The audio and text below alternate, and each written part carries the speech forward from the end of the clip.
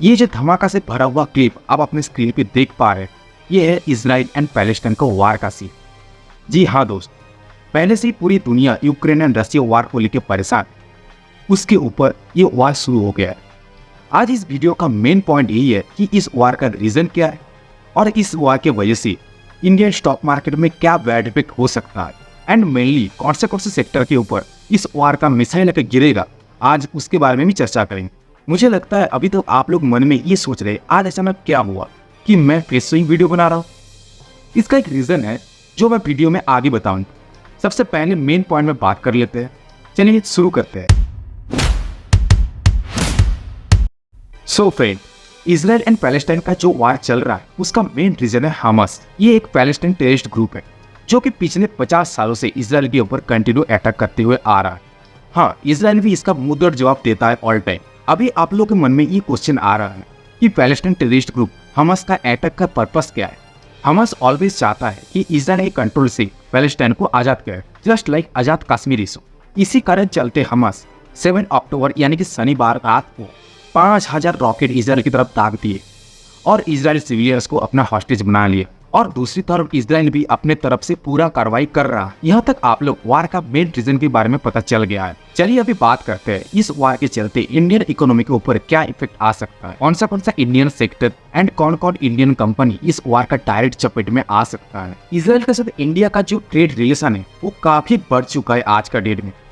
1990 पे ये trade value था जस्ट 1000 करोड़ रुपीज, लेकिन आज वो बन गया है 62,000 करोड़ रुपीज अबव। इंडिया में बहुत सारा इजराइल कंपनी यहाँ पे काम कर रहा है और इजराइल में भी बहुत सारा इंडियन कंपनी काम कर रहा है।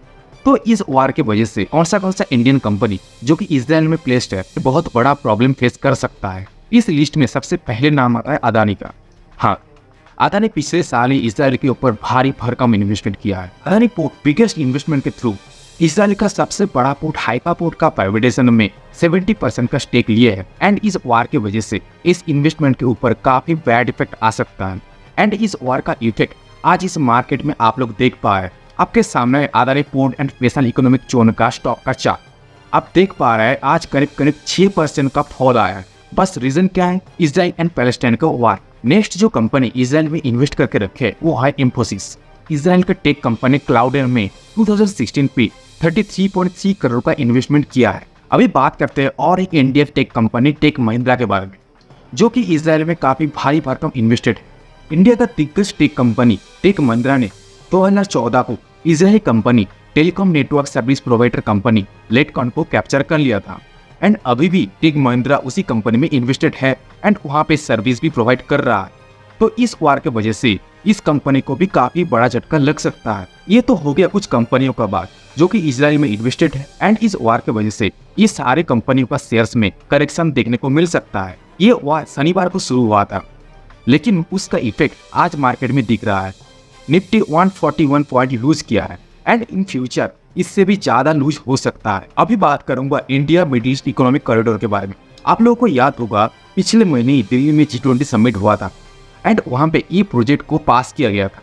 इंडिया की तरफ से ये प्रोजेक्ट का प्रस्ताव रखा गया था एंड सारे European country and middle east country इस प्रोजेक्ट को हाँ में सम्मति भरे थे। इस प्रोजेक्ट के तहत इंडिया से middle east and European country के बीच में रेलवे नेटवर्क बिछाया जाएगा, जिसके through India middle east and European country के बीच में कनेक्टिविटी और ज्यादा बढ़ जाएगा। इस वजह से ट्रांसपोर्टेशन कॉस्ट एंड टाइम दोनों कम होगा और बिजनेस बढ़ेगा। ये सारे देशों के लिए ये एक फायदेमंद प्रोजेक्ट है।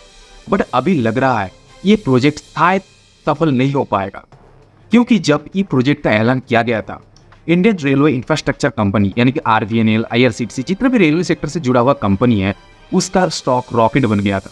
क्योंकि जब भी ये प्रोजेक्ट एग्जीक्यूट किया जाएगा तब ये सारे कंपनी के कॉन्ट्रैक्ट मिलेगा ये इंफ्रास्ट्रक्चर को डेवलप करने की। लेकिन अभी लग रहा है इस वार के वजह से ये शायद सफल नहीं हो पाएगा, क्योंकि ये जो कॉन्फ्लिक्ट हो रहा है ना इस जोन में अभी भी कोई डेवलपमेंट करने के लिए सिचुएशन नहीं बन रहा है। इस इकोनॉमिक कॉरिडोर का जो रूट है वो इजराइल पैलेस्टाइन के ऊपर से होकर गुजरेगा। अगर ये कॉन्फ्लिक्ट और चलता रहा तो ये प्रोजेक्ट शायद सफल नहीं कर पाए, क्योंकि बड़े बड़े देश इसमें इन्वेस्ट करने के लिए पीछे हट जाएगा।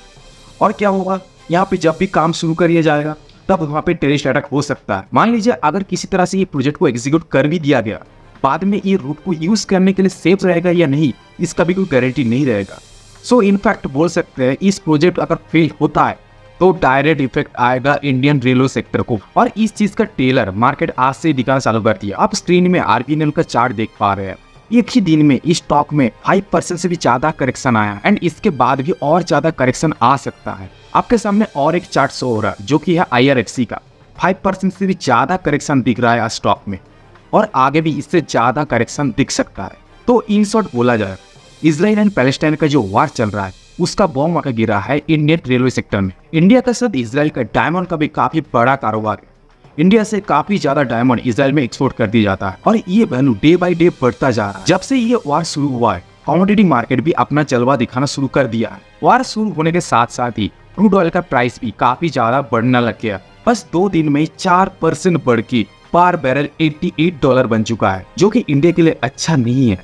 वैसे भी इंडिया में डीजल और पेट्रोल का दाम काफी ज्यादा है। अगर इसी कंडीशन पे क्रूड ऑयल का प्राइस बढ़े तो इंडियन के लिए ये गुड न्यूज नहीं है। और आप लोगों को सबको मालूम ही है अगर डीजल एंड पेट्रोल का प्राइस बढ़ेगा तो नॉर्मल सामानों का भी कीमत बढ़ जाएगा। अल्टीमेट आप बोल सकते हैं कॉमन पब्लिक के पॉकेट के ऊपर प्रेशर बढ़ेगा। किस वजह से? क्योंकि पैलेस्टाइन ने इजराइल के ऊपर हमला कर दिया। इन शॉर्ट बोल सकते हैं कि इजराइल एंड पैलेस्टाइन का जो वार है उसका बॉम्ब आके इंडियन कॉमन पब्लिक का पॉकेट में भी गिरेगा। तो ये है आज का मार्केट का सिनेरियो। अभी देखते हैं कल मार्केट में क्या रिएक्शन होता है।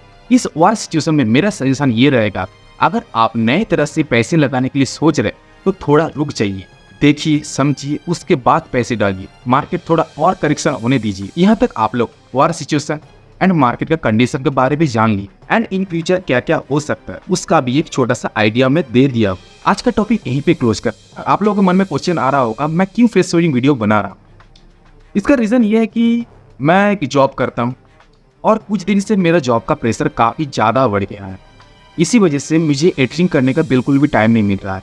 इसीलिए मैं क्या कर रहा हूँ कि direct face to face video बना दे रहा हूँ और उसी वीडियो को थोड़ा बहुत एडिटिंग करके आप लोगों के सामने प्रेजेंट कर दूंगा। बस आप लोगों को यही रिक्वेस्ट रहेगा, इस वीडियो को लाइक कीजिए, सब्सक्राइब कीजिए एंड कमेंट कीजिए।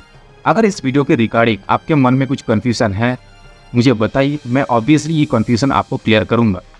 Thank you.